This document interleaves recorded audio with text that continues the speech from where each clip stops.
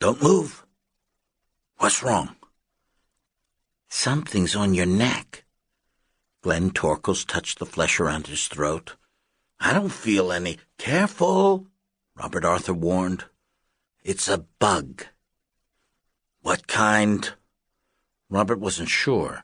The creature had 2 wings, a bright purple abdomen, and a stinger in its tail.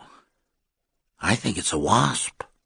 Glenn froze. Like every other 12-year-old boy in the world, he understood the first rule of dealing with wasps was to remain absolutely still. If you left them alone, the insects would eventually lose interest and fly away. Only this one didn't. This one seemed to think the back of Glenn's neck was the perfect place to rest. The 2 boys were standing on a soccer field outside Lovecraft Middle School. Glenn was playing goalie.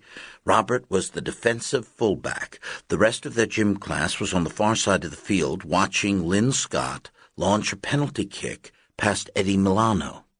Coach Glandis tweeted his whistle and shouted, "Hustle! Hustle! Hustle!" It was a Tuesday morning in early November. Is it still there? Glenn asked. Yeah, Robert said. What's it doing? Nothing. Try pulling it off. With my fingers? No, with your toes. What do you think? Robert didn't like the idea of touching a wasp with his bare hands. For starters, there was no good place to grab the darn thing. Its head was too small. Its wings were too flimsy. Its purple belly was covered with brittle spikes, like the quills of a porcupine.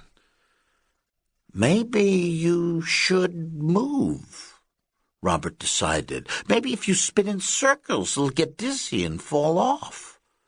Glenn stretched out his arms and began twirling like a clumsy ballerina. He spun faster and faster, but the wasp didn't budge. From out of nowhere, a soccer ball streaked past him, blasting into the net. "Defense!" Coach shouted. He came charging down the field, waving his clipboard like a flag to get their attention. "What the heck's going on here?" Glenn didn't answer. He kept right on spinning. Coach was dressed in his usual white polo shirt and red track shorts. It was rumored that he wore track shorts every day of the year, even in the winter, even in the worst New England blizzards. "What's wrong with Torkles?" he asked. "There's a wasp on his neck," Robert explained. The rest of the class quickly gathered around, pointing and gasping. Everyone agreed it was the biggest wasp any of them had ever seen, that its venom was probably poisonous, or at least extremely painful. "Torkles!" Coach shouted. "Stop spinning! Get over here! Let me look at this monster!"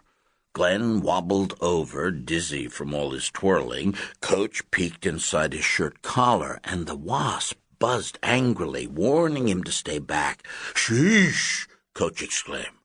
"Where'd it come from?" Robert pointed straight up at the sky. "Can you please get it off me?" Glenn asked.